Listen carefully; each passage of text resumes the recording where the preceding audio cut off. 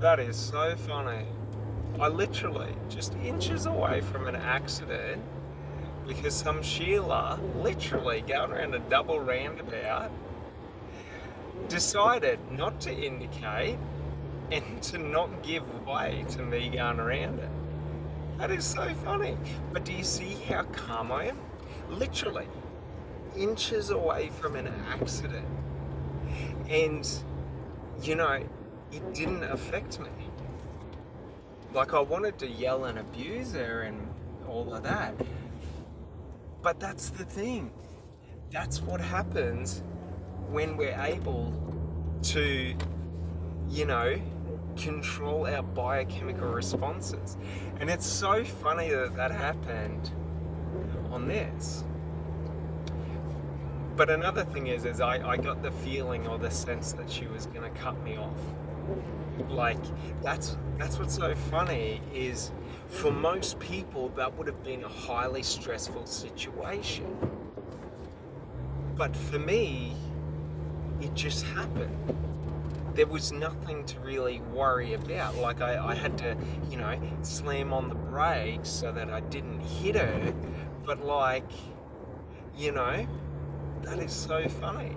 Because it's a good demonstration of how when I control my internal, when I control the states in my mind, you know, when I control the narrative, when I control my beliefs, when I'm not in a fear-based response, because like nothing had happened. If I had have hit her, that would be a different story.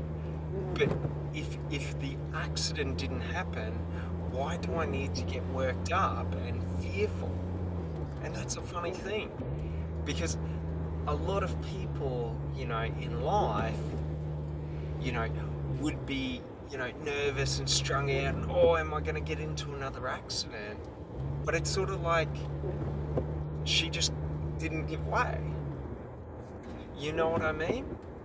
So that's a funny thing that sort of happened as I was recording, because it's a perfect demonstration to be able to demonstrate and show you guys that, like, being able to sort of control your emotional states and your biochemical responses means that no matter what happens in my external environment or your external environment, you are fully in control of who you are, of how you respond, of how you feel, of the meaning of that. And, you know, it's just one of those things that these days, because I've invested so much into controlling it, that it's very rarely that, you know, I become reactive to situations in that context, which is so funny for me to see, because like it was nothing. Like, it didn't really bother me in the slightest. Like, I had to watch out for her, but, you know, I didn't, like, it's not something that's ruined my day now. But for so many people in life, the smallest things go wrong. You spill a bit of coffee on your shirt, your day is ruined. The week is ruined. You miss that business meeting, you fail at that business meeting. The day is ruined. And it's so funny, because like it's so powerful. And you know, like, when I was learning from Jordan Belford around trying to learn state management, I was so volatile within myself that I didn't understand what he talked about when I was first learning about it. You know, that it doesn't matter what situation you're in, what's happening. Like, when you have to perform, you have to perform. So he talked about it in the context of, you know, he would fly across the world to do speeches and would have jet lag, but when he's going up on stage, it doesn't matter if he hasn't slept in 24 hours.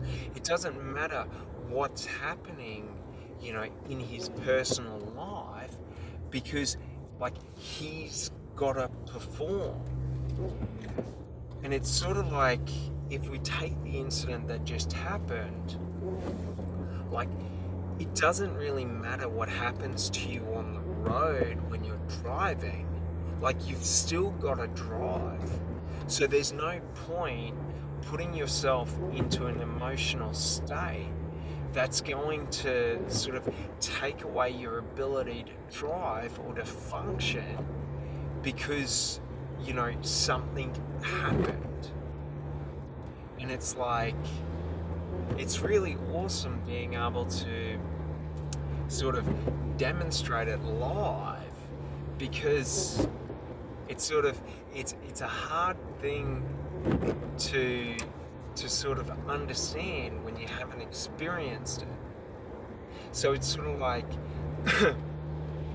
I always, in life, my biggest fear was always to get a terminal illness, and be told you've got 6 months, 12 months left to live, because I could never understand how could I ever move forward in my life knowing that the clock is ticking, that you've got 6 more months to live and then death is certain, sort of a thing. Like, and so many of us live that way, where we don't want to know the time that we're going to go, because if we were to know when we're going to die, we wouldn't be able to get past the thought of that day of death. And it's so funny, because in life, we never know when we're going to die, and that's sort of what makes life special. That, we don't have to run around like a headless chicken every day trying to scurry around and do everything. But it's sort of like we don't want to waste our life, sort of not experiencing or living or doing what we want to do in life. So it's like, I never really understood how powerful state management was until I started taking control of my internal emotional states. Now, a funny thing about this is that, like, for me, I use language, perspective, breath work, and exercise and food to influence my biochemical responses. So, like, for example, if I'm feeling, let's say I'm feeling miserable, I'm feeling down, I'm feeling depressed in the dumps, well, if I have a great meal, like, that can change everything. You know what I mean? Like, it's sort of like, if you've ever been out in a rainstorm in the middle of winter, and you're sort of in like 4, 5, 6 degree weather, and you're drenched wet, and you've got to walk home. It's sort of like you're in such a miserable state, being cold, being miserable, and all of that, that, like, if you have a bowl of soup, if you have, a hot meal, like, it can change everything like that. Another way to understand this is, think about it like this. If I were to hand you $10 million today, right, the second you get that money and the realization that it's yours, like, your emotional state would just, boom. You could be, the lowest of the low, and then bang, you're up in the highs. And it's so funny, because it's just, it's money, it's paper, but it's, you become, like, into this heightened state, thinking about all the different things that you can do with that money, all the different things that, you could buy yourself, that you could get, that freedom, the liberty to be able to live how you want to live and enjoy your life. So, like, it's so funny because there are so many small tests we can do to sort of demonstrate and prove this to ourselves. And another thing to think about is, like, if we think about love, if you've ever been in love, like, it doesn't matter whatever's happened in life. Like, if you're in love, you're in love. Nothing can get you down. And it's so funny because it's sort of like we have some of these ingrained sort of, I don't know if they're practices or whatever they are, but they're these beliefs within us that if I had this, if I had that, like, I'm now able to be at the highest level in terms of my biochemical responses. Because if I handed you $10 million, right, far be it, like, the only thing that would ever bring you down is if I handed you $10 million and then the next day you got told you got a week to live. Like, it sort of null and voids that money. But it's like, far be it from a mortal sort of, or a terminal result, it's sort of like nothing could bring you down. It's just to the same if we think about business, right? Many in business, like, when you're an entrepreneur and you're struggling to get your business up, it's like you may go through 1, 2, 3, 5 years of struggling, and then you get a month where you catch a break and your sales go astronomical, right? And it just null and voids that whole struggle because it's now worth it.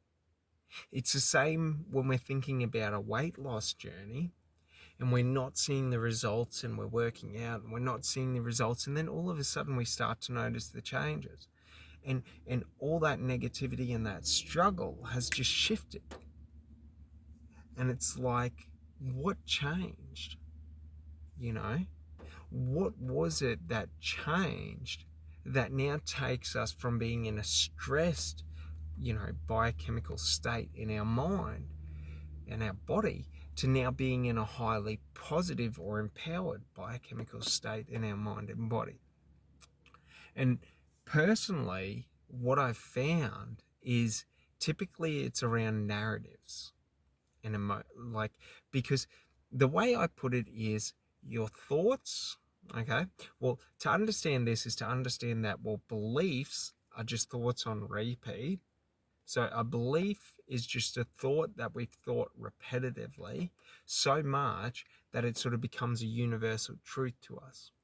And our beliefs are what influence, well, our beliefs, our narratives, and our thoughts are what influence our emotional states. So, you know, our meaning, because if I believe that me, let's say in business, that earning $100,000 a month, like, if that's my target and I believe that is success, well, when I hit it, there is nothing that can make me feel unsuccessful because I've hit my target of success.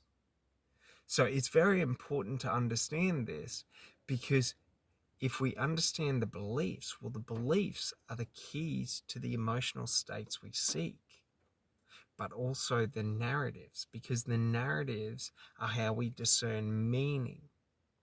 So if someone did something to me, opposed to if someone did something.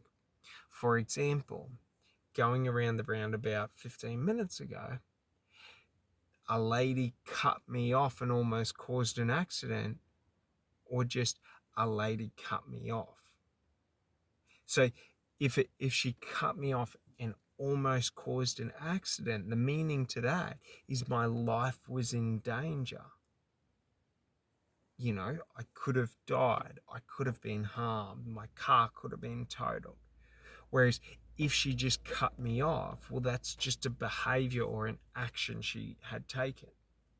So do you see how changing the narrative of how we describe things to ourselves can change the meaning we assign to it? Okay? But even further, you know, she just, she didn't cut me off. She just failed to give way. So then if we take out me from the equation in the situation, I'm just experiencing or observing the situation unfolding. And that's a funny thing, because it's these small differences, okay, that happen in our life, or in our narrative, in our mind, that alter and change, one, how we perceive things, our view on the world, but also the meaning we assign to it.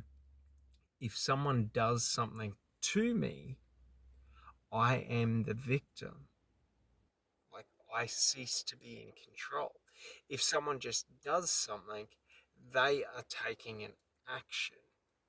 So it's sort of like I'm observing them taking an action, or I'm experiencing them taking actions against me.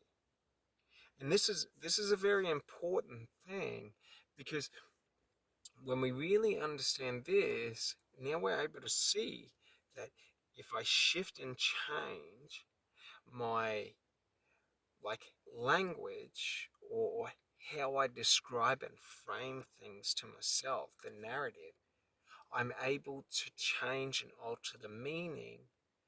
And then if someone, is just taking an action, well, it doesn't really justify me to get angry at them. But if someone's taking an action against me that negatively affects me, then it's justified that I should be angry at them. So our language will shift and change the emotional states that we feel we need to be in to align to the meaning that we're giving it. So that's an important thing, because it's in understanding this, the use of language, the use of narrative. So the narrative is the story, so the language pattern that we use, like how we describe our external, because you got to think about that. Our thoughts, majority of the time, is just us describing our external environment to our mind to go along with our, visual stimuli, our sound stimuli, or auditory stimuli, our smell, our olfactory stimuli, our taste, our feel. And that's an important thing, because, like, when I look at a tree, for example, I just see a tree. But, the longer I look at it, or, for me, when I look at a tree, I tell myself how beautiful that tree is, how much I'm appreciative to that tree, how much I love that tree, because that tree gives me oxygen. So it's sort of like, for me, I do very targeted narratives when I look at things. But essentially, if I look at a tree, nothing. But then I might start describing it to myself by saying, oh, that's a very green tree. That tree looks healthy. Wow, that tree's quite beautiful. There's flowers on that tree. There's fruit on that tree. So we got to understand that we're putting in these narratives consciously when we're sort of having a conversation with ourselves. So we can use the same with other people. So I might see a beautiful girl and I look at her and nothing happens. And then I start to say, oh, she's gorgeous. Oh, look at her ass, this, that, and the other. Like, whatever it may be, the hair, what she's wearing, this, that. Like, I'll start to describe her and then add meaning to it. So, like, for example, I might like for me personally, I have ADHD, so I like bright colors. So if someone is wearing bright colors, I am highly attracted to them because I enjoy looking at bright colors. It's really funny. Like, it doesn't matter anything else. Like, if someone's wearing bright colors, like, I think that's attractive because I get visual stimuli from looking at bright colors. It makes me feel good to look at bright colors. Just to the same, when I look at the trees and the grass and it's really green and really sort of the contrast is right and it's very pronounced, I get enjoyment out of that because I enjoy those contrasting colors. You know what I mean? When we've got the bright green of the leaves and the grass, and then we've got the browns of the bark and the dirt and things like this, and the blues of the sky. So it's very important because when I look at something I enjoy, my mind will tell me that I'm having a good time and that I'm enjoying